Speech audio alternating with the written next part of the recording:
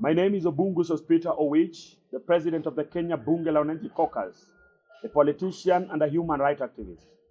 I am here in the lakeside city of Kisumu. Today, I want to speak about the African Union. Africa is our homeland. Africa is our home. Africa is our property.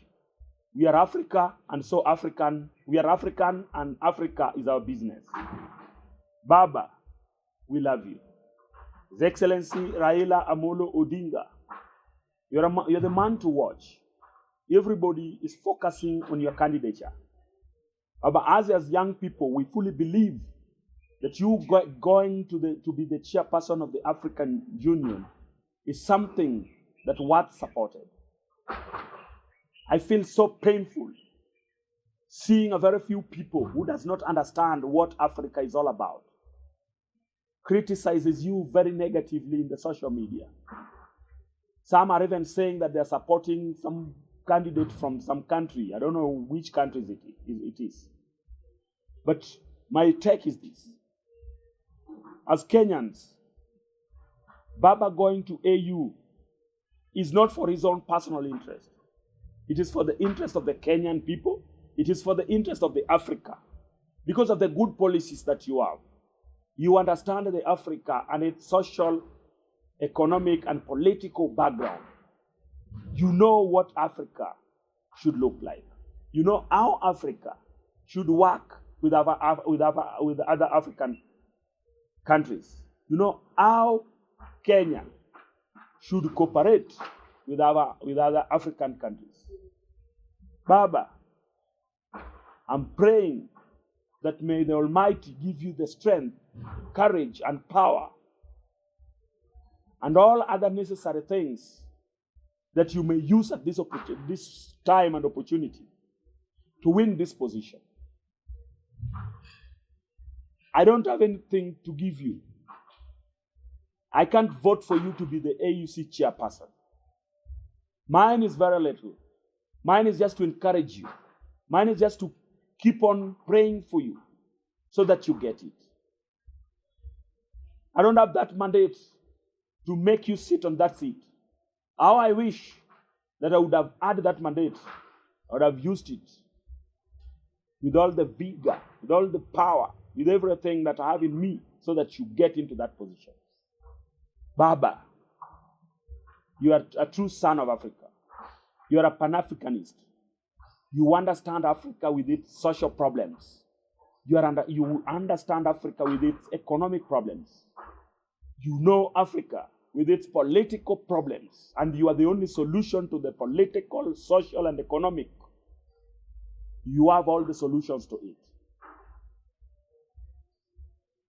We are encouraging you. On behalf of the Bunge networks, the Bunge la Wananchi networks across the country, you have our full support, Baba. We will be talking like this. We will be encouraging you as we watch the Mjadala that is coming on the 13th of December. Baba, we are praying that you gather all the courage. You sell your good policies so that African leaders who will be seated to watch that debate get fully satisfied that indeed you were born to lead Africa and not Kenya. That indeed you have the ideas to make Africa be great again.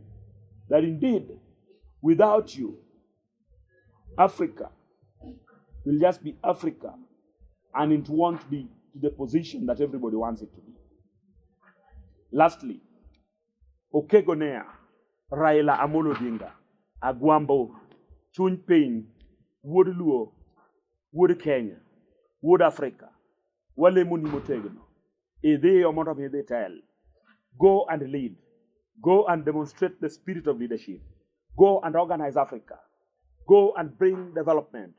Go and create economic empowerment platforms across Africa. Go and make sure that all raw materials that are in Africa benefits Africa. Go and make sure that our raw materials that are in Africa are not taken out outside Africa and they are not of any benefit to Africa. Baba, build good policies that will work on climate change. Kenya today is seriously affected by climate change. All these issues are issues that can be addressed on the table. Tell the superpowers that they have destroyed Africa with pollution and they need to pay us. They have destroyed Africa with pollution and they need to compensate Africa and make sure that Africa gets to its position. Allow me to remind the young people that are in the social media, that are today criticizing Baba but negatively, that without Baba, the freedom of speech that they are enjoying today would not be there. Therefore, I know that they have all the constitutional rights and all fundamental freedoms to speak, but let them not abuse them. Let them not use them negatively. You are allowed to criticize Baba in whichever capacity you think you can do it, but you are not allowed to insult Baba. Please, let us not insult Baba, because him getting to Africa will be a big plus to Kenya. Him going to Africa to lead Africa will be something that will be written in the history of this republic. It is something that will go into the Guinness Books of Records. It will remain in the history of this country that there are once upon a time, there came a leader from Kenya who eventually became the chairperson and the president of the Africa, something that has never happened in the previous past. Therefore, let us encourage Baba to take that position. Let us encourage him to rise to that mantle.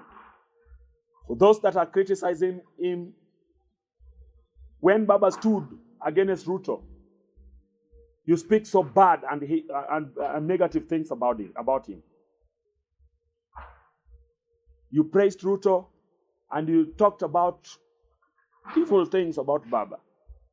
Now that Baba is supporting Ruto, some of you have turned against Ruto and they are now insulting Ruto. What do you want, you people?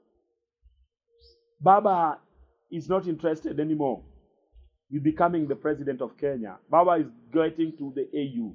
He's agreed to support William Ruto. He's agreed to make sure that there is a close working relationship between him and the current president, that is William Samoei Ruto. Let us encourage all of them to work together for the betterment of this country. Let us encourage them to work together for the cause of the young people. Let us encourage them to work together so that we can create the space for employment for the young people, for women to get empowerment, for everybody to have its space in this nation.